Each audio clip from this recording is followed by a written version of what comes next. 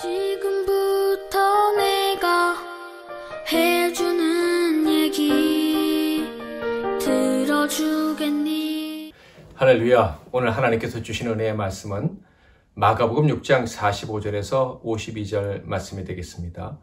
신약성경 마가복음 6장 45절에서 52절 말씀 제가 봉독해 드리겠습니다. 예수께서 즉시 제자들을 재촉하사 자기가 무리를 보내는 동안에 배 타고 앞서 건너편 벳세다로 가게 하시고 무리를 작별하신 후에 기도하러 산으로 가시니라.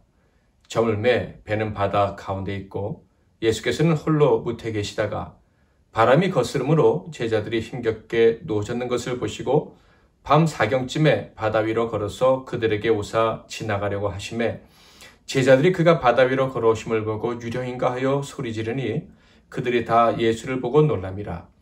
이에 예수께서 곧 그들에게 말씀하여 이르시되 안심하라 내니 두려워하지 말라 하시고 배에 올라 그들에게 가시니 바람이 그치는지라 제자들이 마음에 심히 놀라니 이는 그들이 그 떡 떼시던 일을 깨닫지 못하고 도리어 그 마음이 둔하여졌음이로라. 방금 읽은 성경 말씀에는 예수님과 그분의 제자들이 등장을 하고 있음을 알 수가 있습니다. 그런데 예수님이 제자들에게 재촉하셨다 이렇게 기록되어져 있어요.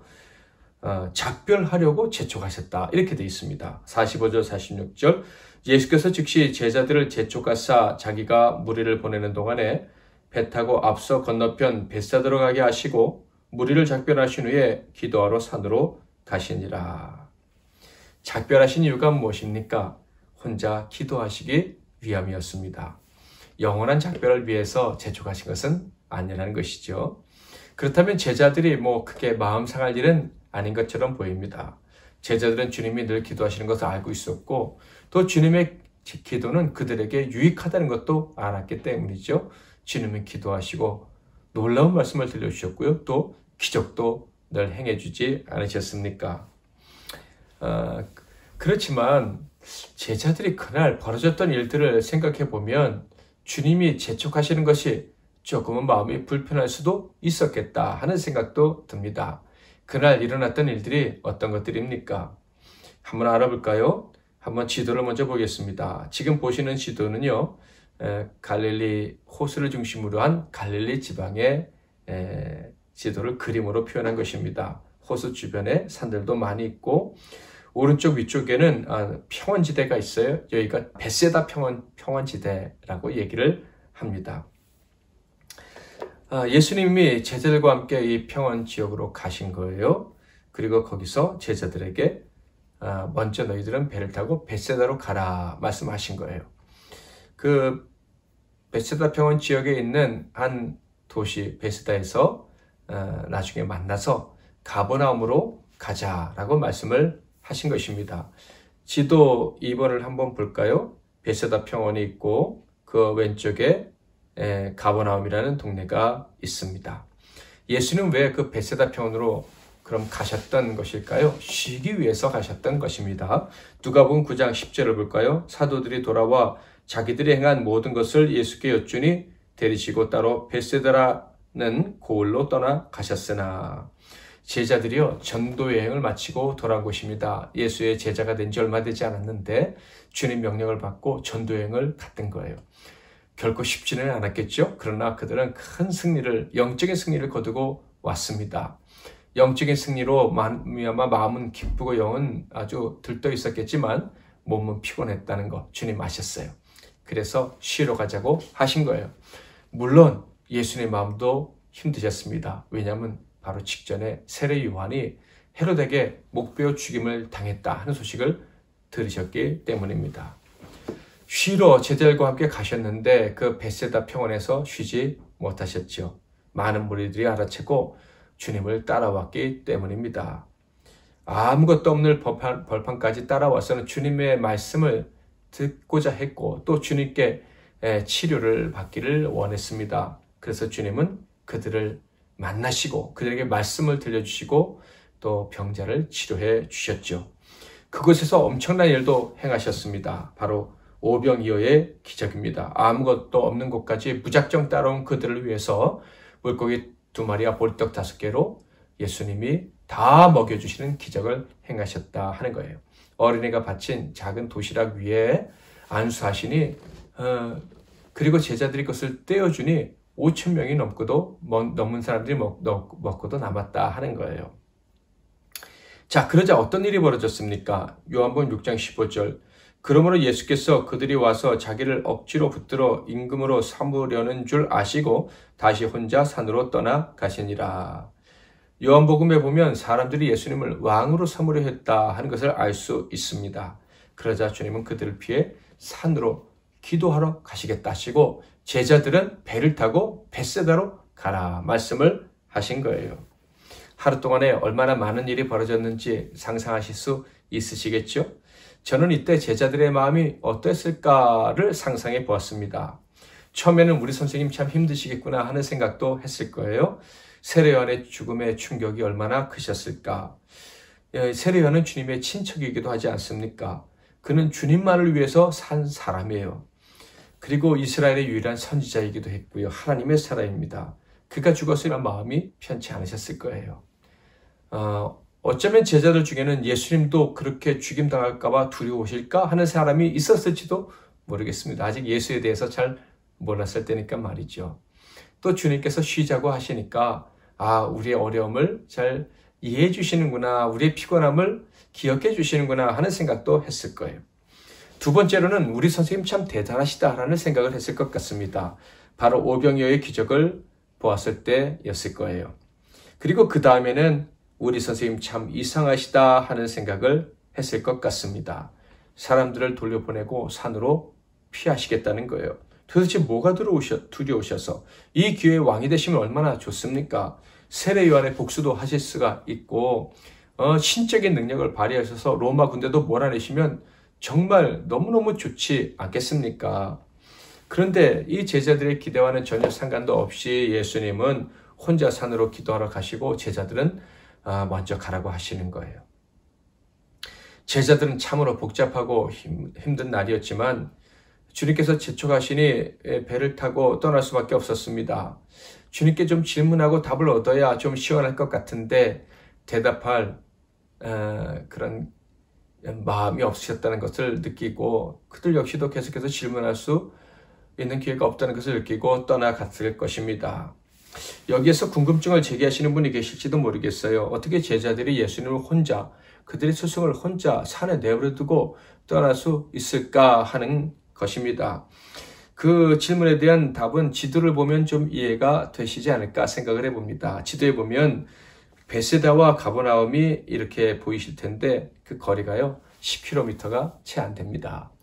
그러니까 충분히 걸어서 갈 거리라는 거예요. 그런데 예수님이 제자들과 헤어져서 다시 만나게 될 그 사이의 간격은 얼마나 될까요?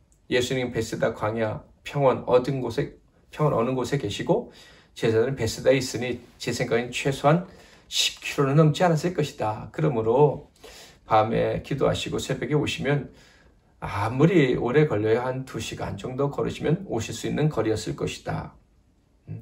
그래서 제자들은 충분히 순종할 만했다 하는 생각을 해봅니다. 자, 그런데 제자들의 질문도 하지 않고 그냥 순종해서 배를 타고 떠났는데 그때 어떤 일이 벌어졌습니까? 47절 48절 저물매 배는 바다 가운데 있고 예수께서는 홀로 무태 계시다가 바람이 거스름으로 제자들이 힘겹게 노젓는 것을 보시고 밤 사경쯤에 바다 위로 걸어서 그들에게 오사 지나가려고 하시매 제자들이 풍랑을 만난 것입니다. 요한복음에는 큰 바람 때문에 파도가 일어났다 이렇게 돼 있어요. 큰 바람이 불어 파도가 일어나더라.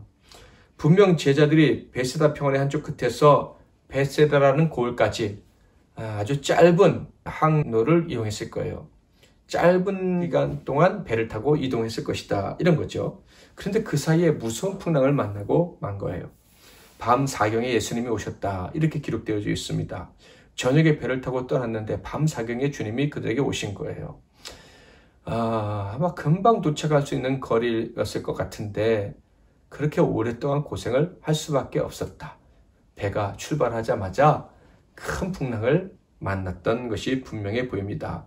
밤 사경은요, 새벽 3시부터 6시 사이예요. 그러니까 너무 오랜 시간 동안 고통을 당했다 하는 거예요. 성경에는 그들의 최종 목적지는 가버나움처럼 되어 있습니다. 베스다에서 만나서 가버나움으로 가려고 했던 거예요. 자, 그런데 다음날 도착한 곳은 어디입니까? 게네사렛이라는 곳입니다. 마가복음 6장 53절, 건너가 게네사렛 땅에 이르러 대고. 지도를 한번 다시 볼까요? 베세다 평원이 오른쪽 위쪽에 있습니다. 가버나움이 동그라미 표시가 되어 있고요. 그 왼쪽에 게네사렛이라고 되어 있습니다. 무엇을 알 수 있습니까? 베세다가 목적지였는데 가버나움도 지나서 게네사렛까지 가서 거기에서 닻을 내릴 수 있었다 하는 것을 알 수가 있습니다. 자, 그런데 요한복음에는 뭐라고 기록되어 있는 줄 아십니까? 이에 기뻐서 배로 영접하니 배는 곧 그들이 가려던 땅에 이르렀더라. 그러니까 조금 아까 말씀드렸던 것처럼 최종 목적지는 가버나움이 아니고 게네사렛이었던 거예요. 가버나움까지 갔다가 게네사렛으로 가려고 하셨던 거예요. 그런데 결국 그 밤새 항해가 끝나고 보니까 게네사렛에 도착했다. 그러니까 결론적으로만 보면 그들의 여행은 잘못된 게 아닙니다. 고난 때문에 힘들었지만 지름길을 선택해서 간 게 분명해 보입니다. 여기서 우리는 한 가지 문제를 생각하고 넘어가고 싶습니다. 우리가 살다 보면 이해할 수 없는 고난이 있는데 그 고난이 정말 죽을 것 같은 고난인데 끝나고 나면 지름길로 온 것이다 하는 것을 깨닫게 된다는 거예요. 아마 이 말씀의 의미를 아시는 분들이 많을 거예요. 여러분에게 어떤 고난이 있든지 그것이 지름길이라는 것을 믿으시길 바랍니다. 그래서 돌아가신 옥하는 목사님은 고난은 변장된 축복이다 이렇게 말씀을 하셨던 거예요. 자, 어쨌든 결론적으로는 이 풍랑이 복이 되는 것은 맞는데 제자들 입장에서는 이 풍랑을 만났을 때 참 이해가 되지 않았을 것 같습니다. 도대체 우리가 풍랑을 만나야 되는 이유가 뭐냐 이런 생각을 했을 것 같아요. 저와 여러분도 풍랑을 만나면 왜 우리가 이런 고난을 당해야 되지 하는 생각을 하지 않습니까? 제가 제자들 입장에서 그들이 풍랑을 만나야 되는 이유를 아무리 찾아보려고 해도 처음에는 정말 찾기가 쉽지 않았습니다. 오히려 반대 이유만 찾을 수가 있었어요. 그들이 칭찬받아야 될 이유만 많았다 이런 얘기예요. 일단 그들은 수고를 많이 했습니다. 하루 정도가 아니라 참 오랜 기간 동안 수고를 했어요. 그래서 그들이 베세다 평원으로 갈 때는 휴가를 받은 것 같다라고 하지 않았습니까? 며칠 동안 그들은 전도여행을 마치고 온 것입니다. 이스라엘 각지를 다녀온 거예요. 그러니 얼마나 피곤했겠습니까? 주님이 수고했다고 이제 쉬러 가자 하셔서 쉬러 가는데 그 베세다 평원에 가니 쉴 수가 없었죠. 수많은 사람들이 거기에 따라온 것입니다. 그래서 예수님 말씀을 전하십니다. 그들은 중간중간에 서서 예수님 말씀하시면 그 말씀을 그대로 또 사람들에게 전달하고 목이 터져라 외쳤을 거예요. 그리고 나서 먹을 것을 주라 하시니 또 여기저기 뛰어다니면서 먹을 걸 구했습니다. 그리고 어린아이가 헌신할 수 있도록 해서 그것을 또 예수님이 안수하시고 나누시니 나눠줬습니다. 다 먹였습니다. 수천 명에 나눠주고. 그런데 예수님이 또 남은 것을 거두라 하셔서 그걸 다 걷어서 12광주리 큰 광주리에 다 담았습니다. 그리고 몸 피곤했지만 그 엄청난 일을 덕분에 신이 나 있는데 사람들이 예수님을 왕으로 삼으려고 하는 거예요. 더 신이 났습니다.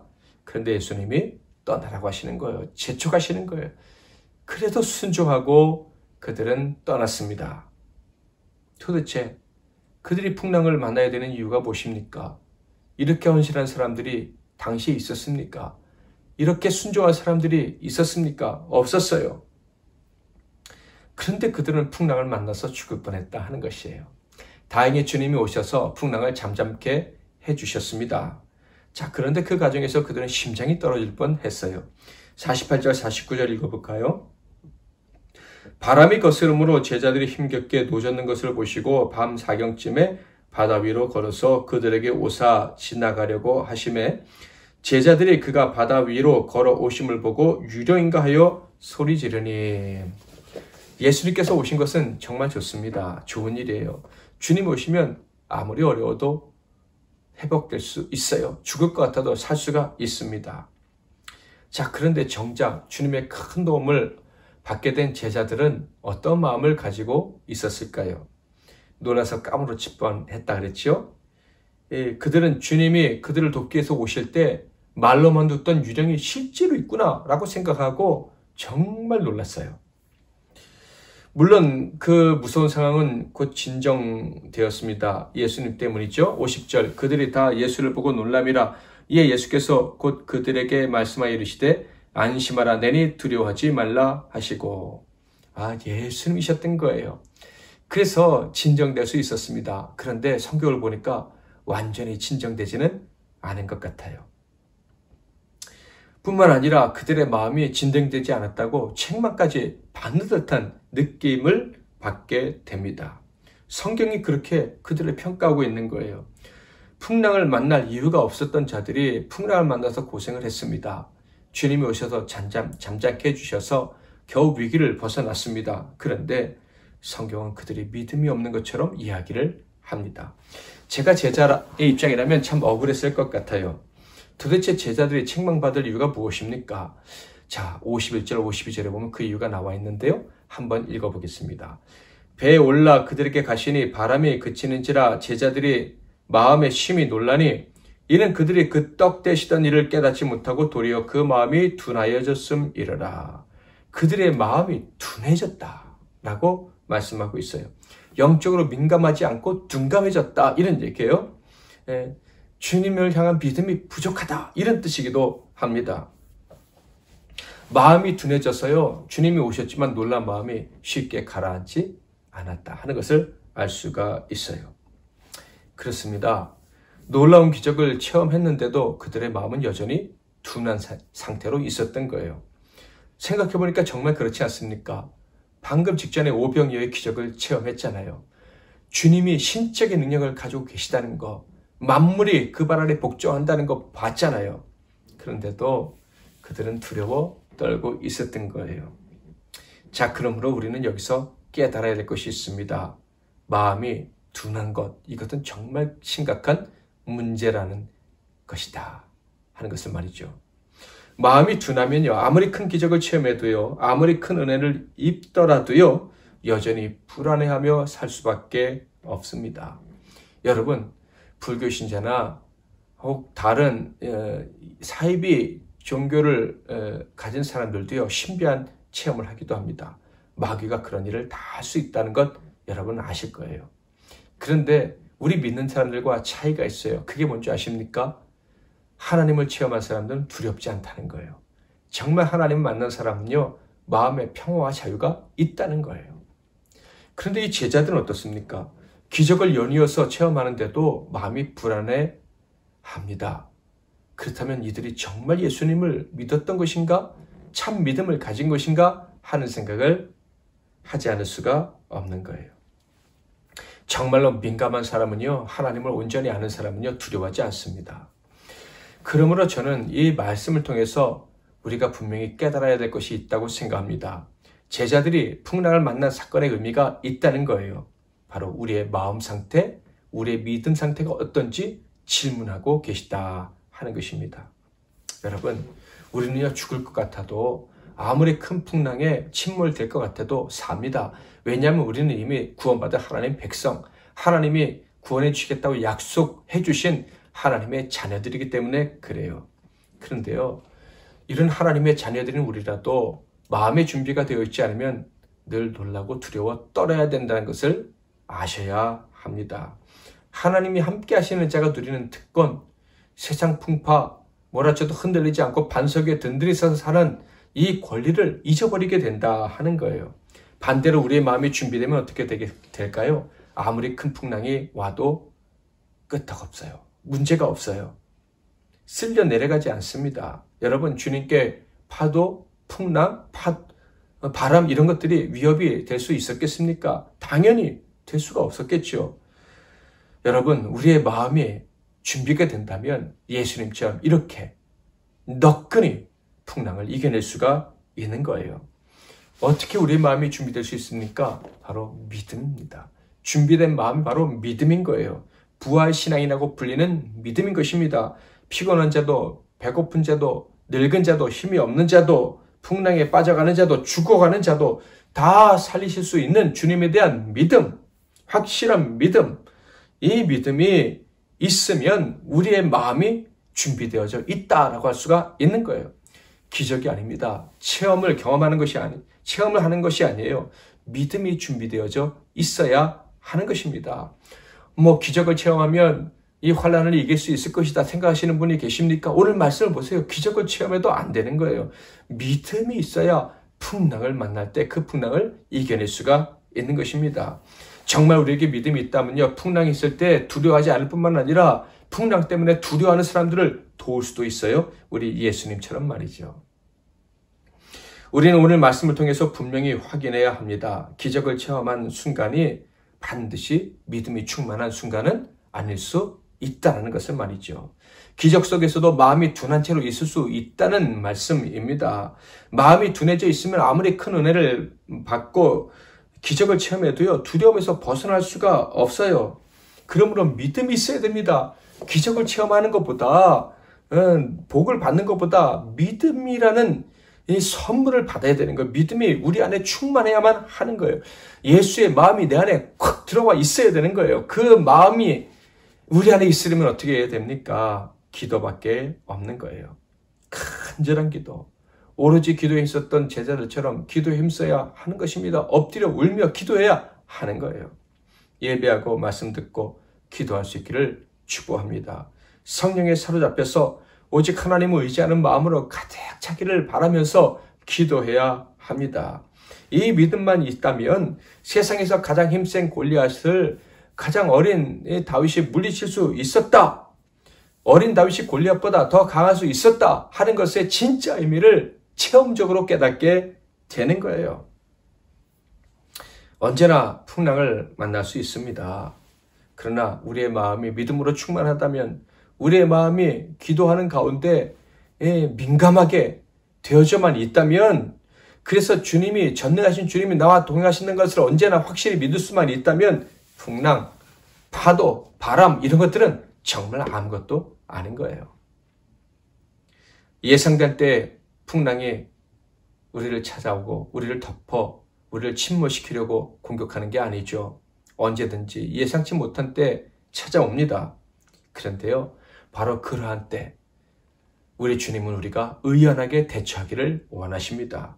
예수님처럼 대처하기를 원하시고요. 예수님처럼 사람들에게 두려워하지 말라 말씀하시기를 원하시고요. 예수님처럼 배 위에 올라서 잔잔해지는 파도를 보고 하나님께 영광을 올려드리는 자가 되기를 원하십니다. 지금 저와 여러분에게는 무서운 풍랑, 경랑이 몰아닥치고 있는 것이 사실입니다. 그러나 우리에게 믿음만 있다면 그것들은 아무것도 아닌 거예요. 그러므로 기도합시다. 그러므로 믿음이 충만해질 때까지, 함께 하신 하나님을 온전히 신뢰할 수 있을 때까지 눈물을 흘리며 땀을 흘리며 기도하는 저와 여러분이 되기를 바랍니다. 막연히 새로운 기적, 어떤 은사, 능력을 기다리기보다 우리 마음이 흔들리지 않도록 해달라고, 하나님 온전히 신뢰하는 영적인 민감함을 갖게 해달라고 기도하는 것이 더욱 필요한 것입니다. 부르짖읍시다. 그래서 기도로 풍랑과 경량이 잠잠해지고 너끈히 이겨내는 네 마음이 내 마음을 기쁘게 한다. 그렇게 주님이 칭찬해 주시는 음성을 듣는 저와 여러분이 될 수 있기를 주님의 이름으로 축복합니다. 기도 제목을 드리겠습니다. 첫째로, 우리는 갑자기 찾아오는 풍랑을 두려워하지 않아도 되는 인생이 되었습니다. 이 사실을 인해서 감사의 고백을 먼저 하나님께 올려드리겠습니다. 두 번째로는, 마음이 굳어져서 조그만 풍랑에도 벌벌 떨고 두려워하는 우리 형제자매들을 생각하면서, 가족들을 생각하면서 그들에게 믿음을 달라고, 준비된 마음을 달라고 기도하겠습니다. 세 번째로, 우리의 어린 자녀들과 청소년들 그리고 젊은이들이 무섭게 다가오는 풍랑을 믿음으로 멋지게 이겨내고 이 땅의 리더로 세워지게 해달라고, 코로나로 새롭게 하나님의 역사를, 세상의 질서를 재편하실 때 우리 믿음의 자녀들이 선봉에 서서 하나님 영광을 드러내고 세상을 변화시키는 일을 하게 해달라고 기도하겠습니다. 세 번째로는, 한 주간의 삶과 이 나라와 이 민족을 위해서, 그리고 우리 MC 나눔교회와 이 땅의 교회들을 위해서 살아가는 영적 가족들, 또 선교사님들과 우리 뉴질랜드에 있는 믿음의 동력자들을 위해서 우리 함께 기도하겠습니다. 제가 먼저 기도하고 여러분 각자 기도하시고 주기도문으로 마치시기를 바랍니다. 하나님 아버지, 우리에게는 갑자기 찾아오는 무서운 풍랑들이 시시때때로 우리를 찾아오고 있음을 주님이 아실 줄 믿습니다. 하나님, 그러나 이 풍랑에도 우리가 두려워하지 않아도 되는 이유를 오늘 말씀을 통해 분명히 깨닫습니다. 주님이 함께 하시다는 그 사실 때문에, 주님은 전능하신 분이라는 사실 때문에 우리는 두려워할 필요가 없음을 깨닫습니다. 그러나 우리의 마음이 굳어지면 그것을 잊어버릴 수 있음을 오늘 말씀을 통해서 또한 깨달았사오니 우리의 마음을 부드럽게 하옵소서. 늘 기도하는 가운데 주를 향한 영적인 눈이 활짝 열리게 하시고 주님 배웠고 이 험한 세상, 풍랑 있는 세상을 너끈히 이겨내는 우리 모두가 되게 하옵소서. 이어서 주어진 기도 제목들 가지고 기도할 때 응답하옵소서. 정성껏 드린 예물들 다 받아 주옵소서. 예수 그리스도의 이름으로 축복하고 기도하옵나이다. 아멘.